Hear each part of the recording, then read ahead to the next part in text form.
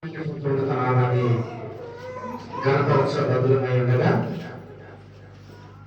దేవుని యొక్క శ్రేష్టమైన గ్రంథంలో హెబ్రీయులకు రాసిన పత్రిక 13వ అధ్యాయము హెబ్రీయులకు రాసిన పత్రిక 13వ అధ్యాయము 15వ వచనాలు చదువుకొని ముందుకు కొనసాగాం. కాబట్టి ఆయన ద్వారా మనము దేవునికి ఎల్లప్పుడూ స్తుతి యాగము చేయుదము, అనగా ఆయన నామమును ఒప్పుకొనుచు జీవ ఫలము అర్పించుదము, ఉపకారమును చేయ మరచిపోకుడి, అట్టి యాగములు దేవునికి ఇష్టమైనవి. మీ పైన నాయకులుగా ఉన్నవారు లెక్క అప్పచెప్పవలసిన వారి వలె మీ ఆత్మను కాల్చున్నారు. వారు దుఃఖముతో ఆ పని చేసిన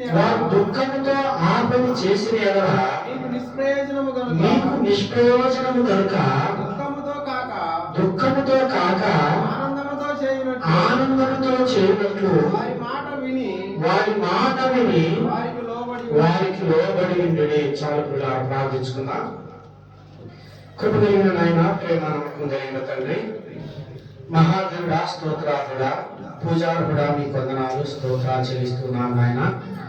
ఇదిగో తండ్రి, ఈ యొక్క ప్రభుత్వం దాని ఆదివారం నాయన ఈ శ్రేష్టమైన మందిర ఆవరణంలో మమ్మల్ని నీ ప్రేమికులమైన మమ్మల్ని అందరినీ కూడా నీ సన్నిధిలో నిలిపి ఈనాడు నాయన నీవు మా ఎడల చేసినటువంటి మేలులకై మాకు ఇచ్చినటువంటి సజీవములకై మీకు కృతజ్ఞత అర్పణలు చెల్లిస్తూ తండ్రి, నీ యొక్క వాక్యమే మాకు ఆధారమైనది, మమ్మల్ని బ్రతికించుచున్నది కనుక నాయన నిన్ను మనసారా ఆత్మతో సత్యముతో ఆరాధించడానికి ఈ వాక్యమును ఆధారం చేసుకుని మేమందరం ఆరాధించడానికి కృప చూపించమని ప్రభువైన క్రీస్తు నామములో ప్రార్థించి వేడుకుంటున్నాం పరమ తండ్రి, ఆమేన్. ప్రభునందు ప్రియమైన దేవునిలారా, ప్రతి ఆదివారం కూడా దేవుని యొక్క సన్నిధానంలో ఆయన ఆరాధిస్తూ ఉన్నాం. దేవుని యొక్క వాక్యాన్ని కోట్ చేస్తూ, అంటే మన నోటి నుండి ఉచ్చరిస్తూ ప్రభు యొక్క సన్నిధిలో మనం ఆరాధిస్తా ఉన్నాం. అయితే దేవుని యొక్క వాక్యం సెలవిస్తా ఉంది, ఎల్లప్పుడూ స్తుతి యాగము చేయుదము. ఈ యొక్క దేవుని యొక్క సన్నిధానంలో వచ్చినప్పుడు మాత్రమే కాదు, దేవుని యొక్క వాక్యము దినదినము దేవుని యొక్క సేవకుల ద్వారా వింటున్నటువంటి ప్రతి మాటను మన హృదయాలలో ముద్రించబడిన వారమై ఉండి, మనం ఏ పని చేస్తూ ఉన్నప్పటికీ, ఏ కార్యాలను పాల్గొంటూ ఉన్నప్పటికీ, ఎవరితో జీవిస్తూ ఉన్నప్పటికీ దేవుణ్ణి ఎల్లప్పుడూ ఆయనకు యాగములై ఉన్న వారి వలె మనము నడుచుకునే వారిగా ఉండాలని వాక్యం సెలవిస్తుంది. అందుకే కదా అనేక మార్లు రోమిలకు రాసిన పత్రిక 12వ అధ్యాయంలో మీ శరీరములను సజీవ యాగములుగా ఆయనకు సమర్పించుకునుడి అని వాక్యం సెలవిస్తూ ఉంది. అంటే ఈ యొక్క దేహంలో ఉన్నటువంటి సమస్త అవయవములు కూడా దేవునికి లోబడే విధముగాను, దేవుని వాక్యానికి లోబడి నడుచుకునే విధముగాను మనం జీవించినప్పుడు మనము ఆయనకు అంగీకృతమైనటువంటి అర్పణగాను మనం ఉంటామని రోమిలకు రాసిన పత్రికలో భక్తులు తెలియపరుస్తా ఉన్నారు. అయితే ఇలా వాక్యం సెలవుస్తుంది, కాబట్టి ఆయన ద్వారా మనము దేవునికి ఎల్లప్పుడూ స్తుతి యాగము చేయుదము. ఎప్పుడు? ఎల్లప్పుడూ కూడా.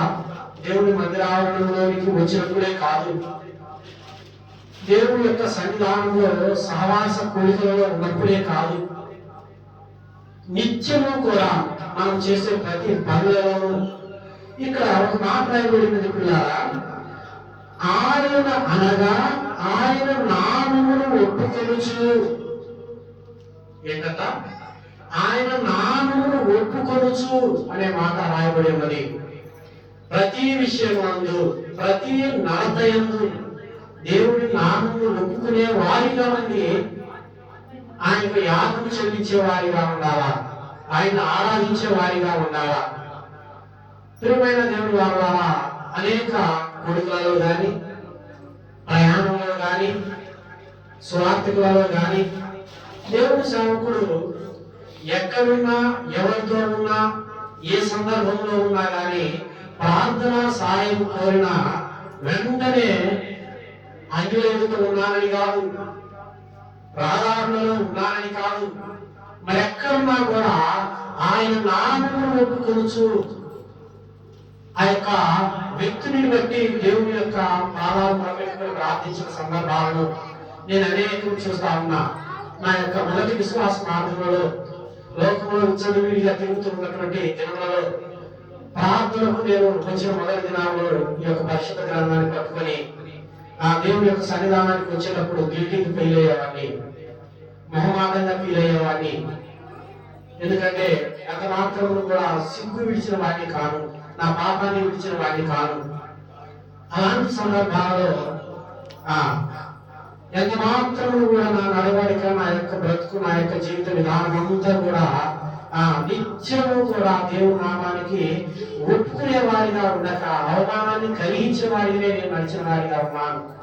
ప్రభుత్వ ప్రియమైన దేవుని వల్ల ఇక్కడ వాక్యం సెలవిస్తుంది, అనగా ఆయన నామమును ఒప్పుకొనుచు జీవ ఫలములను అర్పించుదము. ఏంటంట? జీవ ఫలములు. జీవ ఫలం అంటే నోటితో ఉచ్చరిస్తూ, నాలుగుతో ఉచ్చరిస్తూ ఆయన నామాన్ని ఒప్పుకొనుచు ఆయన ఆరాధించాలని భక్తులు తెలియపరుస్తా ఉన్నారు.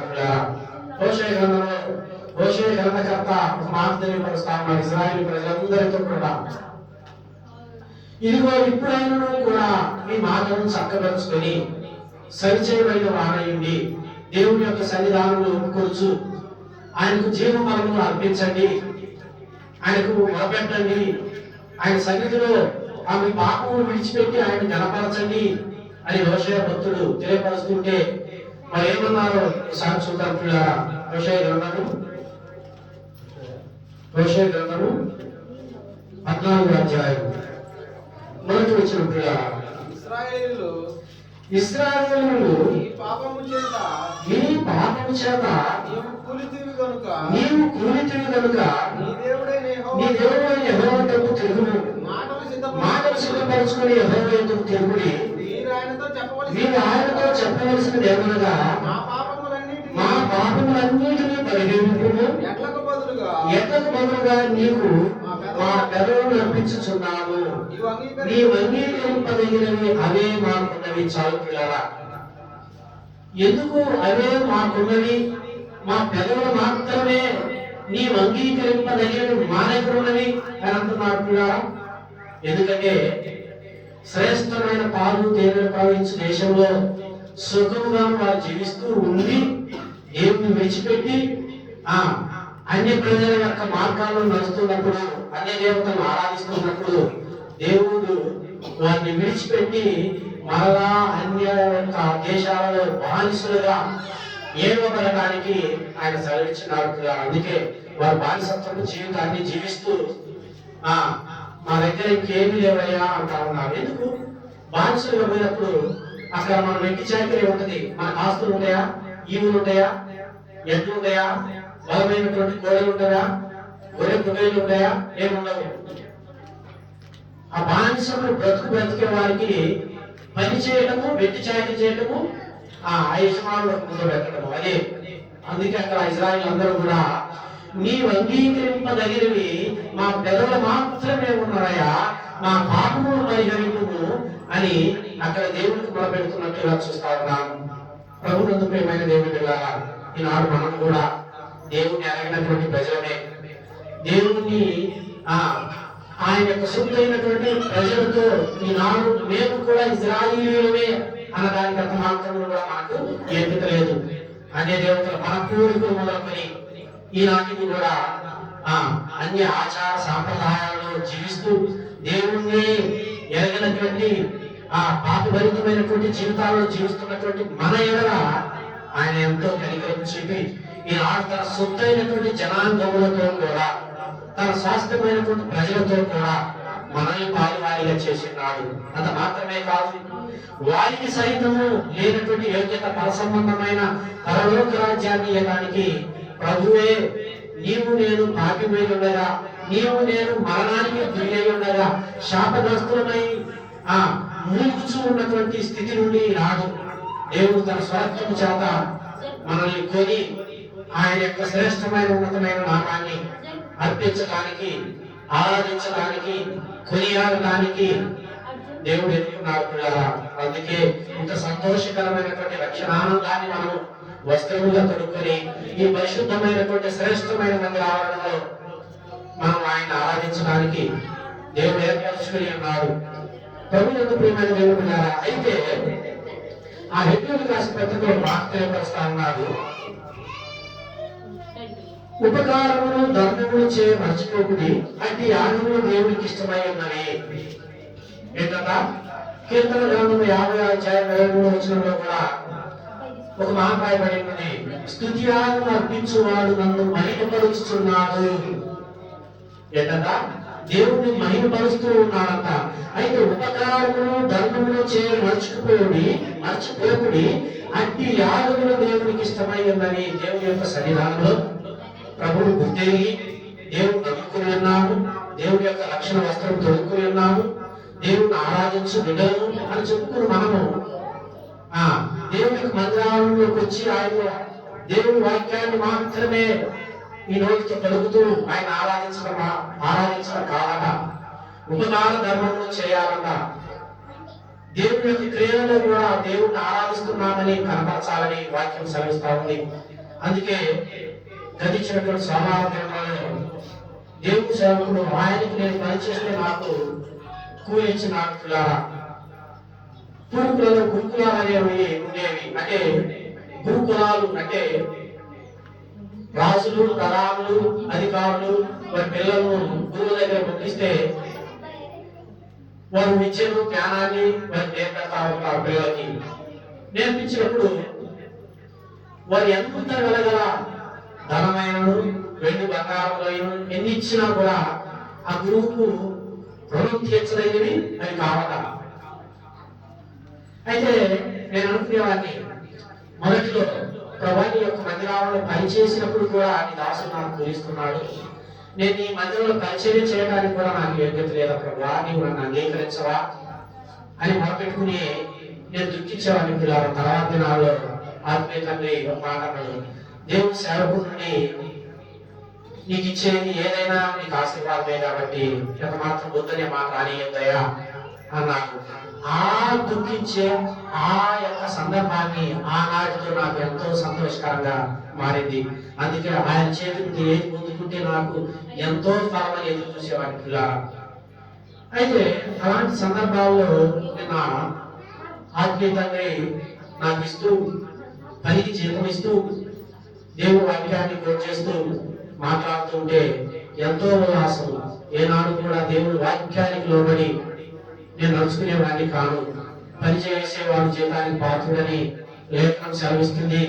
అంత మాత్రమే కాదు, అతనికి అది ఇవ్వకపోతే ఇంటికి పోయి పేదవాడు తినడానికి ఏమీ లేవని మొరపెడితే నేను మీ ఎదుట నా యొక్క ఉగ్రతను కనపరుస్తానని ఆయన ప్రార్థన చేస్తూ నాకు ఆ యొక్క జీతాన్ని ఇస్తూ ఉంటే, నేను దేవుని సేవకుడి ద్వారా నేను గమనించిన ప్రతిదీ కూడా దేవుని యొక్క ఆజ్ఞను అనుసరిస్తూ నడుచున్నటువంటి విధానాన్ని గ్రహించినప్పుడు దేవునికి స్తుతియాగం అర్పించేవాడు ఆయన మహిమపరుస్తున్నాడనేది ఖచ్చితంగా ఆ సేవకుడు క్రియల రూపంలో కూడా నా ఎడల కనబరుస్తున్నాడని అనేక మార్లు కూడా నేను దేవుని ప్రభా నేను కూడా ఇలా నడవాలన్న ఆశించేది. ప్రభునందు ప్రియమైన దేవుని బిడ్డలారా, దేవుని యొక్క సన్నిధానంలో మనం ఆరాధిస్తున్నామనేదే కాదు, మన క్రియలు, మన నడవలిక, మన మాట, మన తీరు ప్రతిదీ కూడా దేవుని నామమును ఒప్పుకొని చేసే రీతిగా ఉండాలా. అన్ని ప్రజల ఎదుట మనము పనిచేస్తున్నప్పుడు, మాట్లాడేటప్పుడు, సహవాసం చేసేటప్పుడు దేవుని నామాన్ని ఒప్పుకొని చుండే వారిగా ఉండాలా. అందుకే క్రియలు లేని విశ్వాసము మృతమని వాక్యం సెలవిస్తా ఉంది. అలాగూ నేను అనేక దినాలలో చేయలేక కొట్టుమిట్టాడుతూ ఉన్నప్పుడు ప్రభువా నన్ను మార్చు, నన్ను సరిచేయి, ఇదిగో నీ సన్నిధానంలో ఆదివారం మాత్రమే నిన్ను ఆరాధించేవాడిగా నేను ఉండకూడదు అని మొదపెట్టుకునే జ్ఞాపకం చేసుకునే దినాలు అనేకాలు పిల్లారా. మనం కూడా దేవునికి యోగ్యమైనటువంటి అంగీకృతమైనటువంటి అర్పణగాను యోగ్యమైనటువంటి ధూపముగాను దేవుని యొక్క సన్నిధానంలో మనం ఆరాధించాలని ప్రభు వాక్యం సెలవిస్తా ఉంది పిల్లారా. వారు ప్రతి ఒక్కరు కూడా ఉండాలని ప్రభు పేరు మీకు తెలియపరుస్తాను. దేవుని మాటలు దీనికి ఆశీర్వదించుగాక. ఆమేన్. సమర్పించిన దేవుడు